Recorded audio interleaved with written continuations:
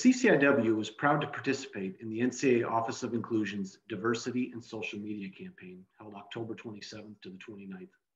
As part of this campaign, the CCIW will conduct a series of interviews where we talk to student athletes, coaches, and administrators throughout the conference and get a sense of how the CCIW membership is fostering an inclusive environment.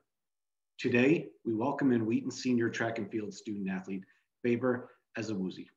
Thank you for joining us today, Favor. Thank you for having me. No problem. So you were recently featured in the CCIW's monthly student athlete feature, where you talked about your work helping to mentor Black females on the Wheaton campus. What gave you that sense of servitude to where you wanted to help women of color? I believe it was the mentorship of women of color that were older than me. When I arrived at Wheaton and saw them, immediately I felt, okay, I could belong here and I could have a group of people that representation matters. And so people who look like me, share similar experiences, could speak into my life, could be in positions of leadership, can be in positions of just in my classroom or in as professors or as staff, to be able to have that community of people who were Black women around me saying, you know, you can do this, there's value, there's purpose, and like your dignity matters, even when you feel like it doesn't, in a place that is so populated by the white majority. And so being able to say, I can belong here based on women ahead of me and who've done it before, it tells you, okay, I can do this. And so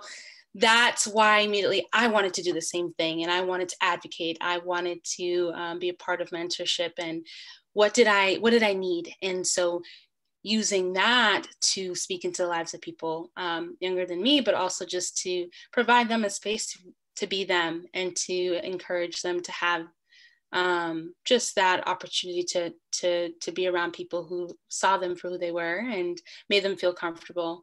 So yeah, that's, I think, what gave me a sense of servitude, but also, you know, just like my faith has been a huge part of that. And so that's why I very much value that and want to integrate my faith with serving and with being able to create a sense of belonging for people around me that look like me, especially. Sure, absolutely. Yeah. You mentioned before your work with Wheaton's Office of Multicultural Development. How important of a role have they played both for yourself and others on campus? Yeah. The Office of Multicultural Development immediately opened their arms to me and made me feel like, hey, you can come here no matter where you're at Wheaton. This place is a home for you. I think the climate of the OMD, which is that's what we call it, is everywhere on campus, whether I'm in chapel, where I'm in class, whether I'm in the dining hall, I feel my minority presence. But the minute I walk into the OMD, I feel like it's like I'm here and I'm not a minority, because the OMD is filled with staff and just with students that are majority, just Black, white, Hispanic, different people.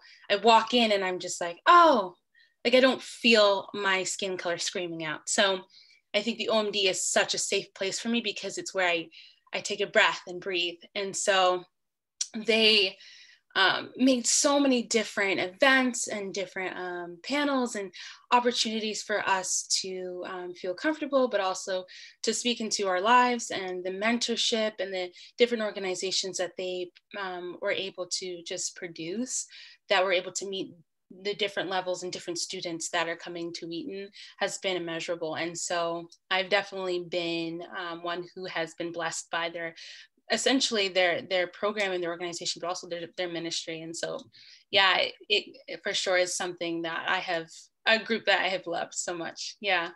Great. So how do you see yourself continuing on this advocacy once your collegiate days are over? Yeah. To be honest, I believe that it's a part of everything I do, no matter where I go. Because one thing is, I believe that being a Black woman, that's a part of who I am, and advocating for Black women is what I will always do no matter where I go. But essentially, my heart has been for education, but also education for minorities, where there's unequal education. We have that in urban education, but we also have that internationally.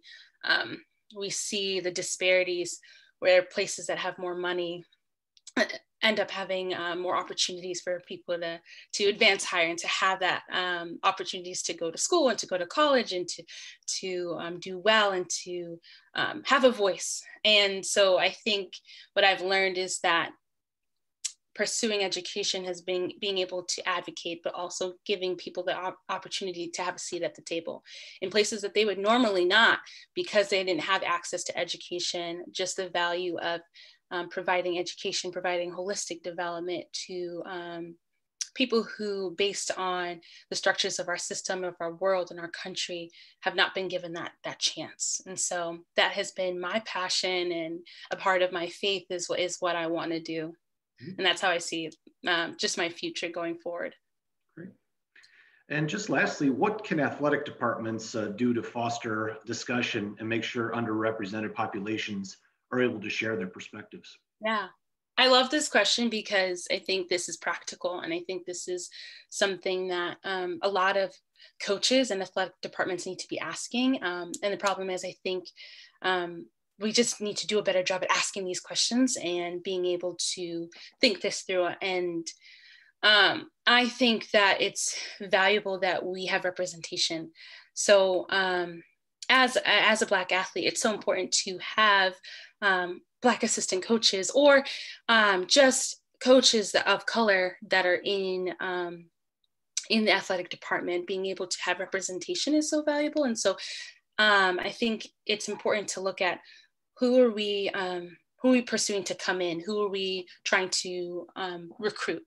And I think that is, are we trying to recruit majority, or are we understanding that even in our recruitment of staff, but also our recruitment of athletes, are we incorporating just diversity when it comes down to can we make a space for people besides white majority to feel safe in our athletic department, to feel safe in our school, but especially in sport?